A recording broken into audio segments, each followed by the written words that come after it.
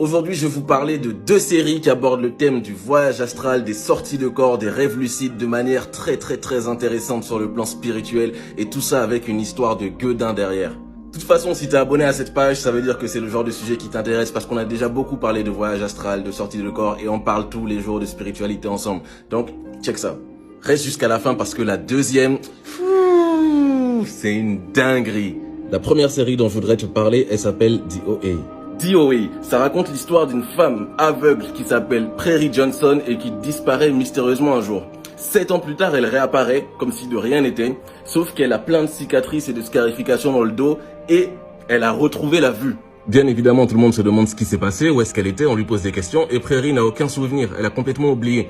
Donc il y a plein de gens qui commencent à se demander est-ce que c'est un miracle, qu'est-ce qui s'est passé, d'où viennent ces cicatrices, comment elle a retrouvé la vue. Et au fur et à mesure de la série, on commence à comprendre ce qui s'est passé et on commence à plonger dans les souvenirs de Prairie Johnson. Et laissez-moi vous dire que c'est hyper spirituel, hyper intéressant. Ça aborde le sujet des rêves lucides, des voyages astraux, des dimensions parallèles, des réalités alternatives. Bref, très bonne série qui devrait vous plaire à vous mes chamans.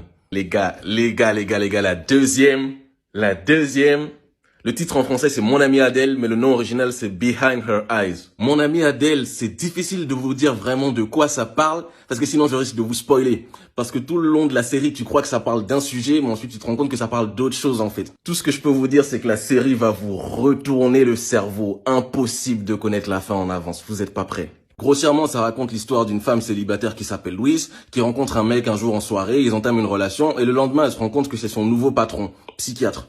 En parallèle, elle rencontre la femme de ce patron, et elle commence à avoir une relation d'amitié un peu étrange avec cette femme, qui est hyper chelou, hyper intrigante. Tout ce qu'on sait d'elle, la femme du patron, c'est qu'elle a des petits problèmes mentaux, et que son mari veut pas trop qu'elle sorte de la maison, il essaie de l'enfermer à la maison, du coup, on sait pas qui est toxique, c'est le mari qui est un fou, ou c'est la femme qui est une folle.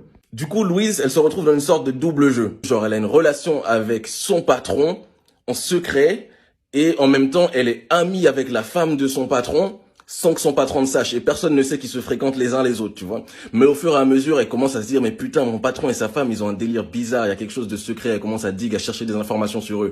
Et ça va hyper loin. Et bien sûr, là, c'est sur le thème du voyage astral, des rêves lucides, des...